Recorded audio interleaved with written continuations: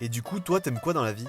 Les frites. J'adore ça. Non mais, je voulais dire, genre, c'est quoi ta passion dans la vie? Les frites. Non mais, ah oui, et aussi le chocolat. Ok, et autre que la nourriture du coup mais en vrai j'aime bien les jeux vidéo, le cinéma, les animés, et puis aussi en ce moment je m'intéresse beaucoup à la peinture. Ah ouais, sérieux? Vas-y, genre tu connais quoi comme tableau célèbre? Ah bah c'est simple, il y a la Joconde,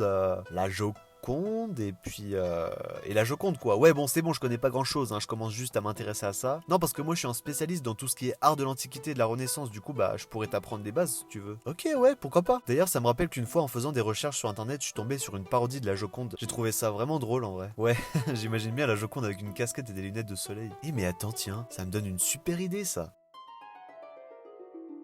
L'idée est simple, on va découvrir ensemble des parodies de tableaux de peinture en allant sur Google Images et on va commencer par le plus célèbre, la Joconde. Et on en fera deux autres après. Mais avant ça, c'est quoi la Joconde? La Joconde, aussi appelée Portrait de Mona Lisa, est un tableau réalisé par le peintre italien du 15e et 16e siècle nommé Léonard de Vinci. L'œuvre est présente au musée du Louvre à Paris. Vous avez sûrement déjà dû voir d'autres de ses œuvres comme par exemple son dessin annoté à la plume nommé Homme de Vitruve ou bien même son autoportrait. Pour revenir au sujet de la Joconde, il a été peint entre 1503 et 1506 ou 1513 et 1516. En fait, on sait pas trop, il y avait sûrement pas assez d'informations pour officialiser les dates. Étant devenu l'objet d'art le plus visité au monde, on dit que ce tableau n'a pas de prix, mais si on devait mettre un chiffre devant lui, son estimation serait entre 1 à 2 milliards d'euros. Ouais, c'est absolument énorme, je sais. D'ailleurs, est-ce que vous connaissez l'effet Mona Lisa? C'est lorsque les yeux d'un personnage semblent nous suivre du regard quand on se déplace autour de son image. Mais normalement, si vous connaissez un minimum la Joconde, vous devriez connaître ce mythe. Et si vous êtes déjà allé visiter le tableau en question, vous avez peut-être déjà essayé. Bon, assez parlé, allons maintenant sur Google Images découvrir ces parodies.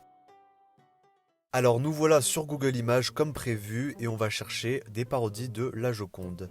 C'est parti. Alors déjà, je vois qu'il y a pas mal de trucs. Alors, c'est quoi ça? La Joconde obèse, hein, elle doit faire au moins 365 kilos, hein, le nombre de jours de l'année. Alors là, on a la Joconde beurette. Là, on a la Joconde pisse, hein, c'est incroyable.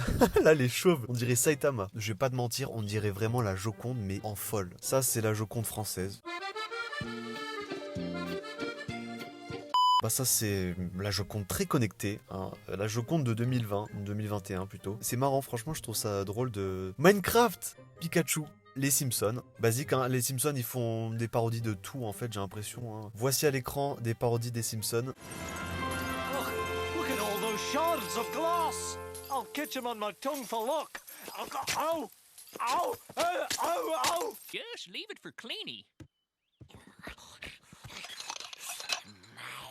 Precious.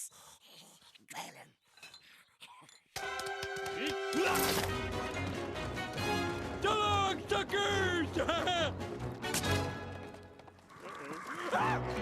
La Joconde en mode mignon. En mode Lego, mais j'adore, c'est trop bien fait. Ça c'est le mec qui lance le sel là, je sais pas comment il s'appelle, mais c'est stylé. En cheval, mais ouais, ça n'a aucun sens. Attends, ça c'est Vin Diesel. La Joconde en Vin Diesel. Mais oh là là. Oula, c'est quoi ça? La Joconde en parodie mignon. Je suis désolé mec, mais ça marche pas trop. c'est pas ouf. Ok. Oh, mais ça c'est le chat. C'est une BD carrément drôle. Je lisais ça quand j'étais petit, c'était plutôt drôle. C'est quoi ça? Ah mais c'est Nicolas Cage ça, non? Ah bah la Joconde elle est morte. La Joconde invisible. Ouais c'est pas mal, c'est plutôt bien fait en vrai. Oh non. Oh non, les gars. La Joconde ressemble clairement à Poutine en fait, c'est vrai. On dirait vraiment Poutine. Franchement, j'aurais jamais imaginé ça. Bon bref, on va en arrêter là. Cherchons maintenant des parodies de Le Cri de Munch. Mais avant ça, vous allez aussi vous demander ce que c'est Le Cri. Le Cri est une œuvre expressionniste de l'artiste norvégien du 19e et 20e siècle nommé Edvard Munch, dont il existe 5 versions. L'œuvre est présente à la Galerie nationale d'Oslo en Norvège. À première vue, ce tableau représente un être qui, effrayé par une chose hors champ, se met à pousser un cri de terreur, sauf qu'en vérité, le personnage central du tableau qui représente le peintre lui-même est bel et bien horrifié mais plutôt par un hurlement qui ne sortirait pas de sa bouche. Effectivement, il ne se prendrait pas la tête dans les mains comme on pourrait le croire mais se boucherait les oreilles justement en entendant ce cri glaçant venu d'ailleurs. Munch était un homme tourmenté et hanté par une enfance difficile, ce qui nous laisserait donc croire que sa toile serait l'incarnation de son mal-être. Belle ambiance chez Munch, hein. Plus tard, l'une des 5 versions a été vendue à New York pour 120 millions de dollars. Vous imaginez la somme astronomique que c'est? Enfin bref, revenons sur Google Images pour voir les parodies qui ont été faites dessus. Nous revoilà sur Google, on va chercher le cri de Munch, mais bien sûr en parodie. On a pas mal de résultats, franchement. On a Sarkozy, Nicolas Sarkozy. Franchement, ils sont super bien faits. Hein. Les Simpsons, les lapins crétins, c'est pas mal. On a la Joconde, mais là, c'est un mélange entre Van Gogh, Munch et Léonard de Vinci. Pikachu. Ils auraient dû faire du tonnerre derrière, vous savez. Ah, le cri version coronavirus, oui, parce qu'il y a du PQ. Parce que vous vous rappelez le moment où les gens, ils prenaient plein de PQ, alors que ça servait pas à grand chose, en fait, mais bref. Bob l'éponge, il y a carrément le fond, il y a le ciel version Bob l'éponge, en fait, avec l'eau, les fleurs dans l'eau et tout, c'est grave bien fait. Ah non, ça c'est une parodie d'un petit gars, il s'est dit, vas-y, je vais faire le cri de Munch version photo. Oh my god, quoi, 120 millions de dollars? Et ben ça, c'est dans le thème de ce que j'ai dit avant. C'est exactement le prix du tableau en fait. Le Joker avec Batman. Et même le fond et tout, c'est super. Là il y a Lisa, il y avait Homer juste avant et là il y a Lisa, c'est pas mal. Ah ça c'est Scream. Mais oui, en fait on a plein de classiques. Hein. On a Deadpool, on a Mickey.